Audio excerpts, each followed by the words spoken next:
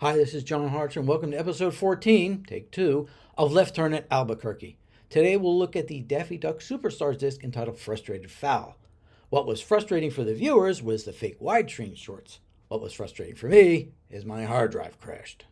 I knew I should have made a left turn at Albuquerque. I knew I should have taken that left turn at Albuquerque. I knew I should have taken that left turn at Albuquerque. I should have turned left at Albuquerque. Well, we tried, but eventually it became obvious I just had to go ahead and redo the episode, so it'll be slightly tweaked from the original version since we had the Collector's Choice Volume 4 announcement, which will have some of the things we'll discuss here. Frustrated Fowl was released on August 10th, 2010, same day as the Bugs Bunny Superstars disc, and like that release, it had 15 totally new to DVD cartoons. Also for the 1954 ones and later, they included the widescreen presentations, which weren't really widescreen, but just matted at the top and bottom, cutting things off. Now for Bugs' disc, they've corrected and released 8 of those with 1 more coming. This set needs a little more work, only 4 of these have been fixed, with one earlier tune also getting a Blu-ray upgrade. You'll recognize it since we talked about it last time out on the Essential. Plus, 1 more will be on the next Collector's Choice volume. So, save time, we'll just do 1 scene comparing the widescreen and full screen instead of 2, and I'll skip comparing the one that we'll be getting the upgrade to on Collector's Choice. Now here's the rundown for Frustrated Fowl. Tock Tuckered was released on April 8, 1944, directed by Bob Clampett and written by Warren Foster. Porky and Daffy are chronically late to work, so they plan to get a good night's sleep, but things conspire against them. This one's a remake of Porky's bedtime story with Daffy replacing Gabby Goat. Both of those tunes were actually on Channel 5 quite a bit. I think the black and white Porky was colored, though. When I first got this set, I paused it for a couple of frames and thought the director was Bob Clampett. I checked IMDb, and it was. These darn blue ribbon title cards. We do get some of the original music here at the opening. Next is Nasty Quacks, released on December 1st, 1945. This was new to DVD at the time, but ended up appearing on 2 later releases, which we've already done. The Essential Daffy Duck, last time out, and Platinum Collection Volume 3, Disc 2, back in Episode 9. Daffy Dilly was released on October 30th, 1948, directed by Chuck Jones and written by Michael Maltese. Joke gag salesman Daffy tries to get into a mansion to entertain a sick millionaire, but he's got to get past the butler first. This was an occasional Saturday morning one, among the earliest being from late 1948, but I think it was on Cartoon Network more. The original version was in Cinecolor, but the blue ribbon reissue was in full Technicolor, which is what we get here. It actually says it right on the title card, which was out of the ordinary.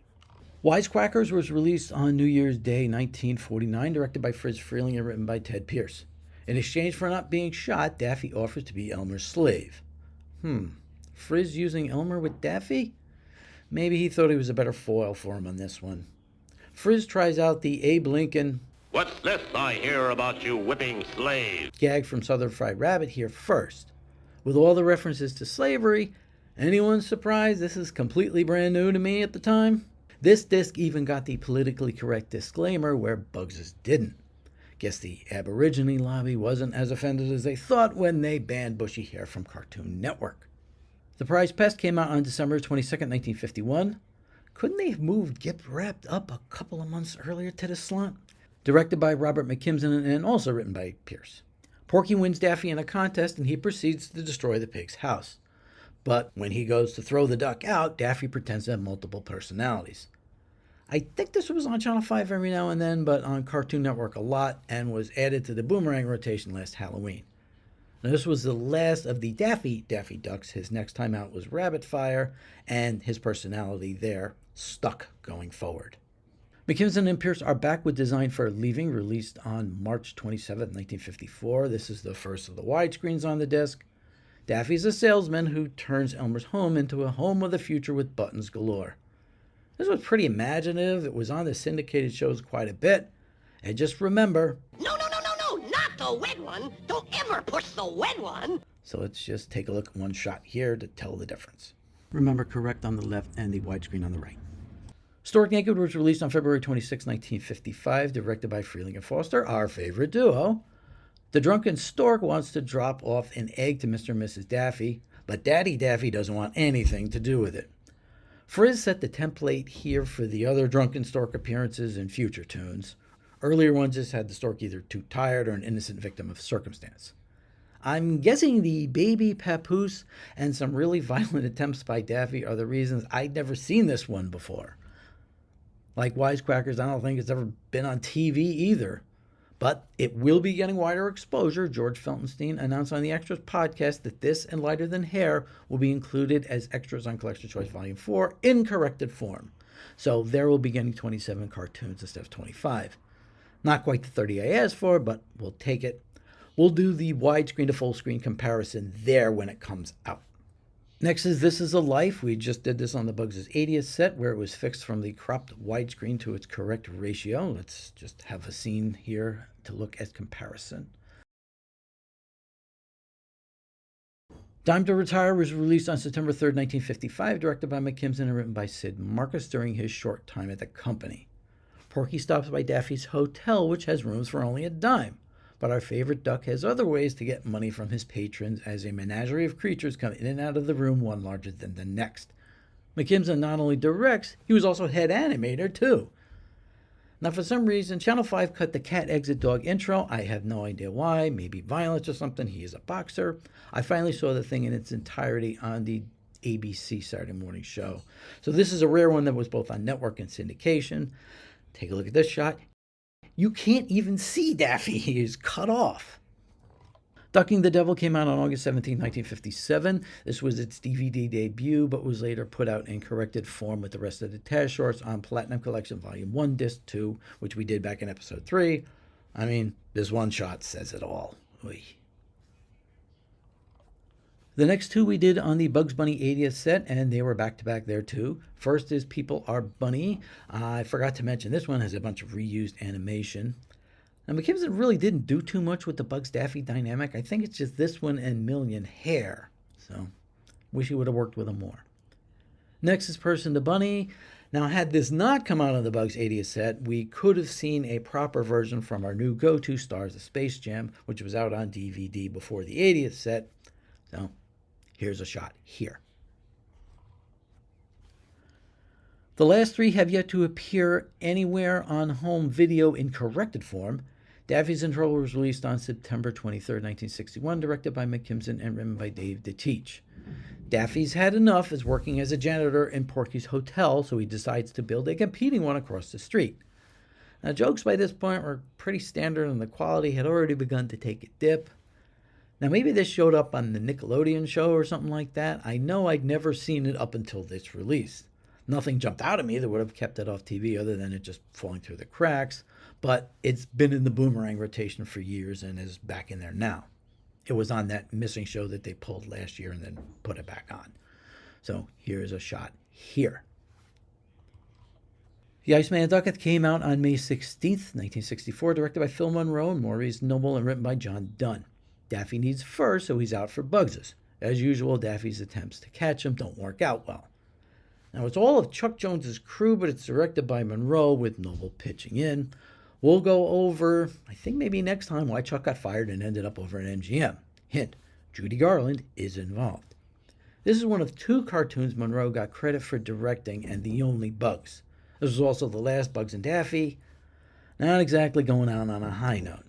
It did get fairly regular play on Saturday mornings, and I think it's on the Boomerang rotation now as well. So take a look at this shot. The final cartoon is Suppressed Duck, released on June 18, 1965, directed by McKimson and written by DeTeach. Daffy goes bear hunting, but the Rangers draw a line to keep the hunters away from them, so Daffy has to find one of them to come across. And the only DePatty Freeling era tune on the set, the producers actually get top credit. This is the last solo Daffy before he gets tied up with Speedy, and the last time he says, You're despicable. I might have seen it before, but I really can't recall it. I mean, it's shown up occasionally on Cartoon Network, Boomerang, and I thought I saw it in one of the Me TV shows. It actually looked a lot more like a Walter Lantz cartoon, to be honest. Now, thanks to the return of a lot of the Max upgrades, we've got a full-screen version of this now, so here's a comparison. Unfortunately, we don't have a big catch-all set for Daffy like we do for Bugs and Porky. We'll talk about his next year. So there's not an easy list of things that still need to be made available. I ended up doing it the hard way and just counted them out in an Excel sheet. Turned out to be there like 35 left. That's prior to the announcement of the Collector's Choice Volume 4. Most of these are the Patty Freeling era Daffy Speedy shorts, which have yet to show up on digital home video in any form. I know a lot of you are going, that's okay, don't hurry. But this format would have been the perfect outlet for things like that. In fact, they did it for another set of characters. Again, we'll do that next year. Apart from those, there are 11 pre-1964 cartoons left. There are only 2 more black and whites that need to show up on a collection. The Impatient Patient has been on HBO Max and will be coming out on Collector's Choice Volume 4. And the Daffy Duckaroo has never been on a Warner's collection, but it's out there on public domain ones. 1 from the 40s, Along Came Daffy, and 2 from the 50s, Muscle Tussle from 1953, which was on the Trouble Along the Way DVD as an extra, and Quackshot from 1954 will also be coming out on Collector's Choice Volume 4. And Boston Quacky is out there, but it still needs an official upgrade. So there are a lot of others that should have gotten priority before we needed to do Suppressed Duck.